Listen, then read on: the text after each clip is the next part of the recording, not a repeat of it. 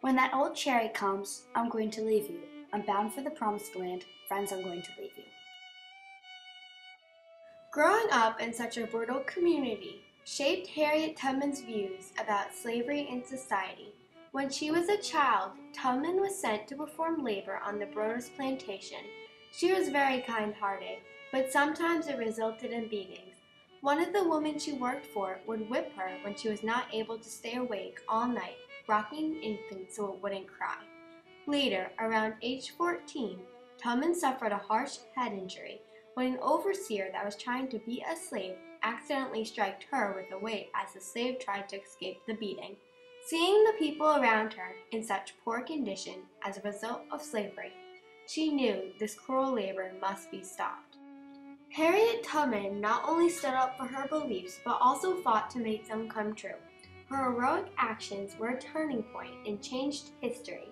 Tubman's Underground Railroad journeys brought brutality of slavery before the eyes of Northerners and altered their ability to tolerate slavery a part as Southern society. By helping over 300 slaves escape to freedom in the North, Tubman influenced people's views towards slavery. Harriet Tubman helped shape what America is today.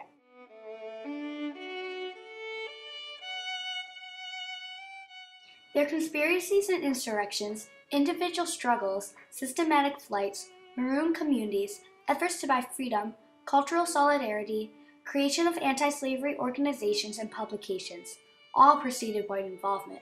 Without the initiative of Afro-American people, without the illumination of the nature of slavery, without the persistent struggle to be free. By guiding hundreds of slaves to the North, and by explaining her viewpoints and reasons to people all over the nation, other people based their opinions from Harriet Tubman and influenced their viewpoints on the Southern way of life.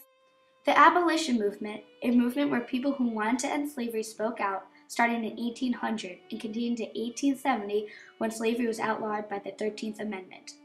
Through Harriet Tubman's years of conducting, she was able to fortify this special movement and become a face of its belief. As a result of freeing so many slaves, Tubman showed others how slavery wasn't right, and she risked her life for something meaningful to her. As Harriet Tubman traveled from the South to the North to guide slaves to freedom, she spoke her beliefs and explained why slavery was cruel and wrong.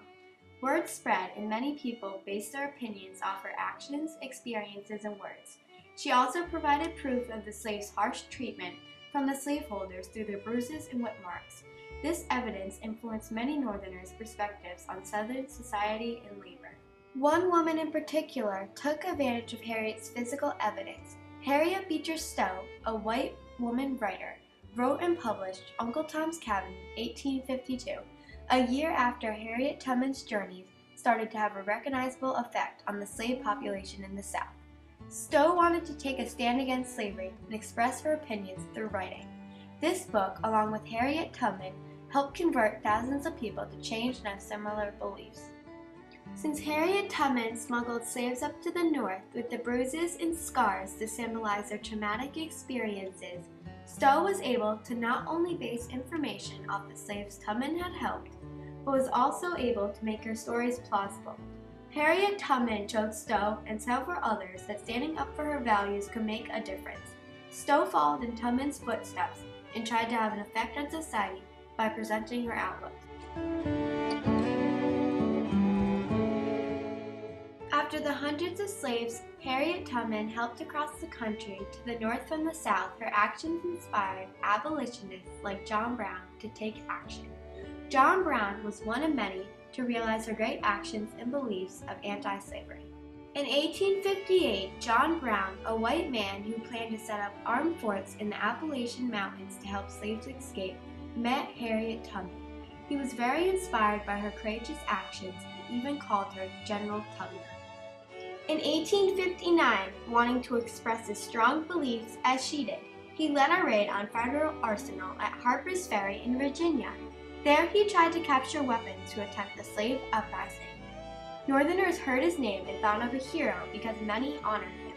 The Southerners had a different opinion about him. They believed he was a criminal that rebelled against his country. Seeing Harriet's brave actions inspired Brown to do the same. She risked her life, and John Brown followed in her footsteps to try to stop slavery. It took many years, but in the end, the people against slavery finally succeeded, and today in America, slavery is an illegal practice, as stated in the United States Constitution. Though he died in the end, he became a hero for standing up for his anti-slavery beliefs. It's easy for people to love him. In some ways, he wasn't very lovable until he died on the gallows. And the gallows made him heroic, at least to some people, and it made him all but the devil to others. Since Harriet Tubman led hundreds of slaves to freedom in the North, the slave population diminished, having a harmful effect on the Southern economy. The South depended on a large quantity of slaves to produce cotton, tobacco, and other crops on the plantation from the 1700s through the 1800s. These crops shaped the backbone of the Southern economy, and with the slave population decreasing, their economy was in jeopardy. In 1860, the South was still predominantly agricultural, highly dependent upon the sale of staples to a world market. But while the Southern states produced 2/3 of the world's supply of cotton, the South had little manufacturing capability, about 29% of the railroad tracks, and only 13% of the nation's banks. Since the overall production of crops decreased, these crops became more valuable, affecting the amount of sales, thus causing the economy to plummet. After the laborers had escaped, their profits reduced, triggering a bad economy. Bounties of $40,000 were offered for Harriet Tubman's capture, dead or alive, because precious non-paid workers were fleeing with Tubman's help. Since she was the most successful conductor of the Underground Railroad, most fingers pointed to her. After many years of conducting slaves to freedom in the North, Harriet Tubman explained and fought for slaves' rights and freedom. She focused more on trying to persuade many people to support anti-slavery. Many Northerners stood behind her, although the Southerners opposed her attitude towards the subject. On January 21, 1862, Harriet Tubman wrote a letter to President Lincoln, stating, "God won't let Master Lincoln beat the South until he does the right thing. Master Lincoln, he's a great man, and I'm a poor Negro, but this Negro can tell Master Lincoln how to save money in young men. He can do it by setting the Negroes free. That's what Master Lincoln ought to know. People cannot just be overworked and treated poorly, or they will respond aggressively with power. In the end, slaves are going to be free, because freedom is what they deserve."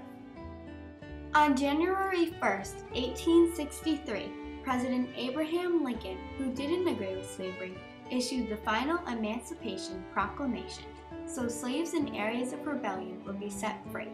To prevent the country from falling apart, he made a compromise with both the South and the North. President Lincoln had hoped slavery would die a natural death and that it would not continue through the years. Moses of her people, Harriet Tubman influenced President Abraham Lincoln by explaining all the reasons why slavery was wrong and unnecessary. She opened his eyes to the cruelness of slavery. The emancipation of 4.2 million American slaves in the midst of eventually all-out, near-total war by the North on the South to destroy Southern society and its institutions transformed American history, more than just transforming a war. Harriet Tubman was a turning point in history because of her heroic actions in society. She became an important factor in the process of ending slavery in America. Her actions influenced events and people regarding slavery. Other historical figures stood up for their beliefs and made a difference by using her as a role model. Tubman's Underground Railroad journeys brought the cruelty of slavery before the eyes of Northerners and changed their ability to tolerate slavery a part of Southern society. From the first state admitted to the Union to the last, America stands proudly today as a nation where slavery is no longer legal. Harriet Tubman is still well known for many things, especially her contribution to end slavery.